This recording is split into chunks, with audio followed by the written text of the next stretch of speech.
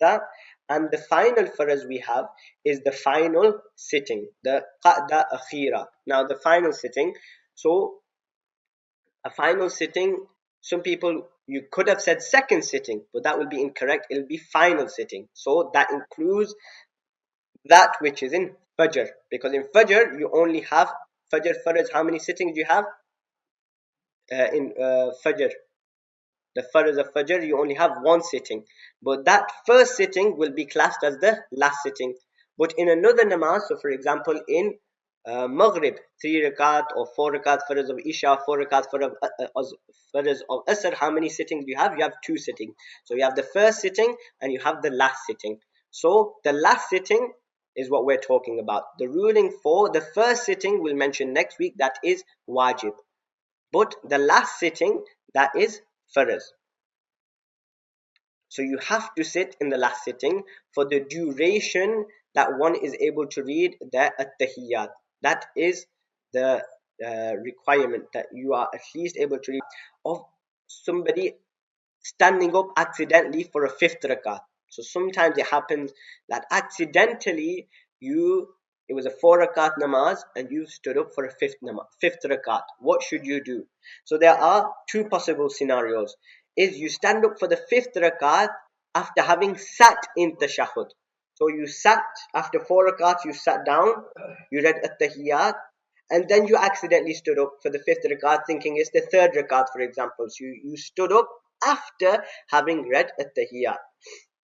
So the ruling, there are 2 or 3 rulings here. Number one, if a person remembers before doing sajda in the fifth rakat, then they will return to tashahhud straight away. So you've stood up, and before you've gone into sajda, you remember that this is actually my fifth rakat.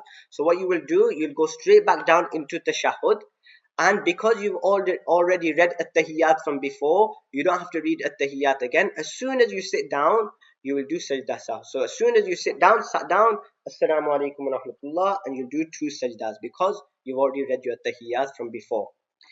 Number 2, if one remembers after having performed sajda in the fifth rakat. So you stood up for the fifth rakat, you didn't remember then, you've gone into ruku, you've done sajda, and after the sajda of the fifth rakat, now you remember this is my fifth rakat. So what you should do now is you should read a sixth rakat as well. If you've read a fifth rakat, you read a sixth rakat, and then at the end you will do a sajda sahw. And by doing so, the 4 rakats will be counted as faraz, and the 2 extra rakats that you read, they'll become nafil. And the third scenario was a person, he did the sajda of the fifth rakat, but he didn't read a sixth rakat. Now he just did salam, he did his sajda sahw, and he's finished his namaz. So once you have to do sajda sahw, so you've done sajda sahw, now that fifth rakat that you read, that will be useless, because there is no nafil of 1 namaz. Nafil is minimum of 2 rakats. That's why it's recommended, if you've done the sajda of the fifth rakat, you add a sixth. Where you only did 1 rakat and you did your salam and you did your sajda sahw, then that fifth rakat, that will be useless. You won't get any reward for it. It's not a nafil. The 4 rakat for us will be done as long as you've done your sajda sahw.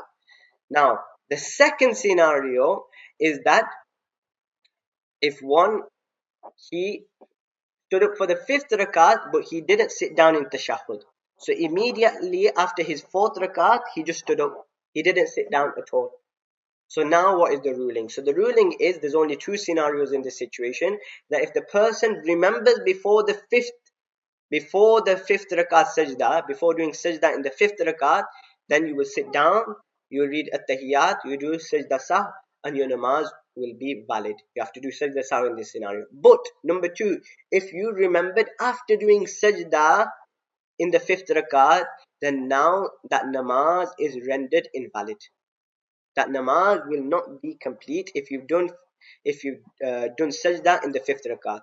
This is different to the first scenario, because in the first scenario, the person, when he did sajda after the fifth rakat, he had actually sat down and he read his tashahhud, and then he done sajda in the fifth rakat. But here, when a person, he stood up accidentally for the fifth rakat and he's done sajda and he hadn't sat for the final sitting, then his namaz will be invalid, because the final sitting is faraz.